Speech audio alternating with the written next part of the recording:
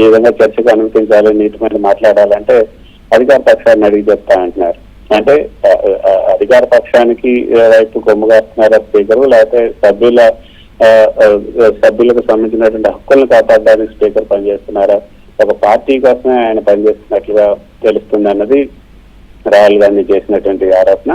అందుకే ఈ రోజు ఈ యొక్క తీవ్రమైనటువంటి నిర్ణయాన్ని కాంగ్రెస్ పార్టీ తీసుకుంది అని ఎంపీలు చెప్తున్నారు. విద్యార్థుల సభలో చర్చించడానికి అవకాశం ఇవ్వటం లేదు, తమ డిమాండ్లపైన స్పీకర్ కూడా సరిగ్గా స్పందించడం లేదని భావించే కాంగ్రెస్ ఎంపీలు ఈ తరహా తీవ్ర నిర్ణయాలు తీసుకున్నారు. విద్యార్థుల భవిష్యత్తుకు సంబంధించినటువంటి కీలకమైనటువంటి అంశం పైన పార్లమెంట్ లో చర్చకి ప్రభుత్వం అంగీకరించకపోవటం వల్లనే ప్రధాని నివాసానికి తామంతా కూడా వెళ్లాల్సి వచ్చిందని కూడా కాంగ్రెస్ ఎంపీలు చెప్తున్నారు. ప్రజా సమస్యలపైన మాట్లాడేందుకు పార్లమెంట్ తలుపులు మూసుకుపోతే ప్రజాస్వామ్యబద్ధంగా ప్రధాని ఇంటికి తలుపులు పట్టాల్సి ఉంటుంది అన్న ఒక సందేశాన్ని ప్రజల్లోకి తీసుకెళ్లడానికి కాంగ్రెస్ ఈ పని చేసినట్లుగా కూడా కాంగ్రెస్ ఎంపీలు చెప్తున్నారు. నిజానికి విజయ్ చంద్రిక 2024 ఎన్నికల తర్వాత ప్రతిపక్ష నేతగా బాధ్యతలు చేపట్టిన తర్వాత రాహుల్ గాంధీ తన నిరసన విధానాన్ని మార్చుకున్నట్లుగా కూడా ఈ పరిణామం మనకు చూపిస్తోంది.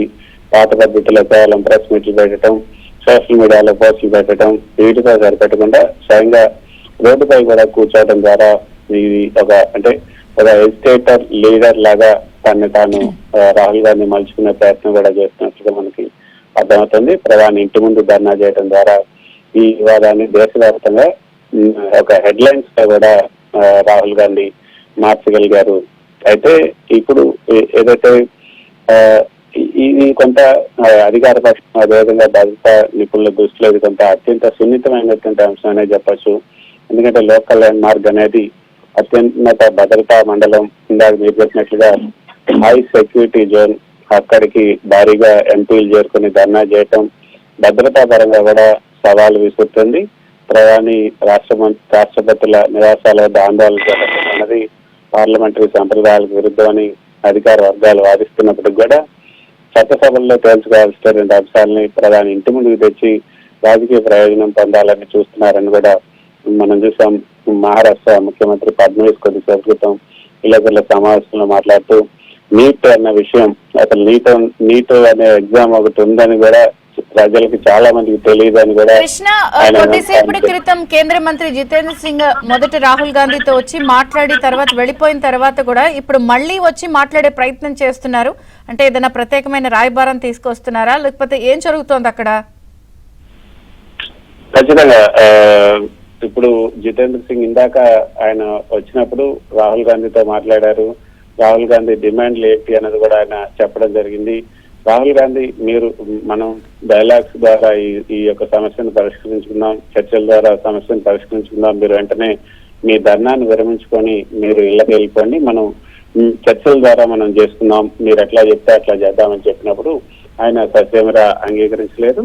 అయితే తన దగ్గర ఉన్నటువంటి డిమాండ్లు ధర్మేంద్ర ప్రధాన్ రాజీనామా చేయాలి, తర్వాత ఇతరులు ప్రధాని కూడా నిన్న జరిగినటువంటి దాడులు, విద్యార్థుల మీద ఈ చెలో పార్లమెంట్ సందర్భంగా జరిగినటువంటి దాడుల సందర్భంగా వాళ్ళ మీద జరిగినటువంటి దాడులు, వీటన్నిటి కూడా ప్రధాని క్షమాపణ చెప్పాలి అన్న అంశాలను అయితే ఆయన చెప్పడం జరిగింది. చెప్పినప్పుడు ఆయన మళ్ళీ అంటే ఇటు సీనియర్ మంత్రులు అయినటువంటి ధర్మేంద్ర ప్రధాన్ గాని, ప్రధానికి కూడా అంటే అమిత్ షా, ప్రధాని మోదీ వీళ్ళందరితో కూడా చర్చించి మళ్ళీ వస్తానని చెప్పారు. బహుశా వారితో చర్చించి వాళ్ళు ఏమన్నారు అన్నది ఇప్పుడు చెప్పడానికి రాహుల్ గాంధీ దగ్గరికి వచ్చినట్టుగా తెలుస్తుంది.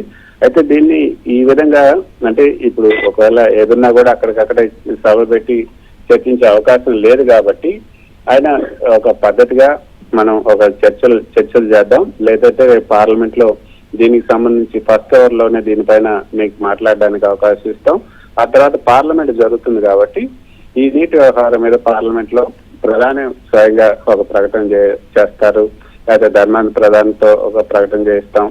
ఇలా వయా మీడియాగా ఒక ఒప్పందం ఏదో ఒకటి జరుగుతున్నట్లుగా మనకి అర్థమవుతుంది. ఖచ్చితంగా ఈ మెరుపు ధర్నాను ముగింపు చేసే దిశగానే జితేంద్ర సింగ్ కొంత ఆ, ఆ, ఒక చర్చలు జరుపుతున్నట్టుగా తెలుస్తుంది. ఖచ్చితంగా ఇప్పుడు ఏదైతే ఏం చేయాలనుకుంటుంది ప్రభుత్వం యొక్క వైఖరి ఏంటి, తర్వాత జేపీ నడ్డా ఈ రోజు ఇచ్చినటువంటి హామీ ఏంటి, తర్వాత సిజేపీ జరుపుతున్నటువంటి చర్చలు ఏంటి, వీటన్నిటికి కూడా ఆయన రాహుల్ గాంధీకి వివరించే ప్రయత్నం అయితే చేస్తారు.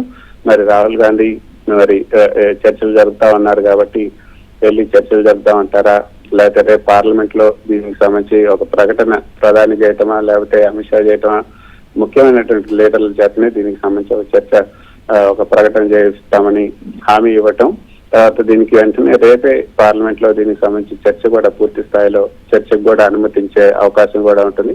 దానికి సంబంధించి స్పీకర్ కూడా సమాచారం ఇవ్వచ్చు. సో బహుశా దానికి సంబంధించి మాట్లాడచ్చు. మరి దానికి సంబంధించి మరి ఏమంటారు అన్నది కూడా చూడాలి. మొత్తానికైతే రాహుల్ గాంధీ చేపట్టినటువంటి మెరుపు ధారణ కేవలం ఒక రాజకీయ విన్యాసంగా అయితే మనం తీసిపారేలేము. ఈ చంద్రిక ఒకవైపు విద్యార్థుల నిరసనలకు మద్దతుగా నిలుస్తూనే మరోవైపు పార్లమెంట్ లో తమకు సరైనటువంటి ప్రాతినిధ్యం లేదా చర్చించే అవకాశం లభించడం లేదని అసంతృప్తిని వ్యక్తం చేయడానికి కూడా రాహుల్ గాంధీ ఈ మార్గాన్ని ఎంచుకున్నారనేది మనకి అర్థమవుతుంది. అయితే ప్రతిపక్షాలు నిరసన తెలిపే హక్కును కలిగి ఉన్నప్పటికీ కూడా పార్లమెంటరీ వ్యవస్థ పైన ప్రజల్లో నమ్మకం తగ్గకుండా చూడాల్సినటువంటి బాధ్యత వాళ్ళ మీద ఉంది అన్నది కొంత విమర్శకులు చెప్తున్నటువంటి మాట. ఇటు అధికార విపక్షాలు ఇద్దరు కూడా సభను స్తంభింపజేయకుండా సజావుగా నడిపిస్తూ చర్చలకు తావివ్వటం ప్రభుత్వం బాధ్యత అయితే, నిరసనల హద్దులను గౌరవించడం కూడా ప్రతిపక్షం బాధ్యత అన్నది కొంత మేధావులు చెప్తున్నట్టన్నమాట. మరి ఈ నిరసనల హద్దుల్ని రాహుల్ గాంధీ గౌరవిస్తారా, జితేందర్ సింగ్ ఇప్పుడు చెప్పే మాటల్ని ఆయన విని ఈ ధర్నాని మానుకుంటారా లేదా అనేది చూడాల్సి ఉంటుంది. మొత్తానికి అయితే మరి కొద్దిసేపట్లో దీనికి సంబంధించి ఒక స్పష్టత అయితే వచ్చే అవకాశం ఉంది. చంద్రక.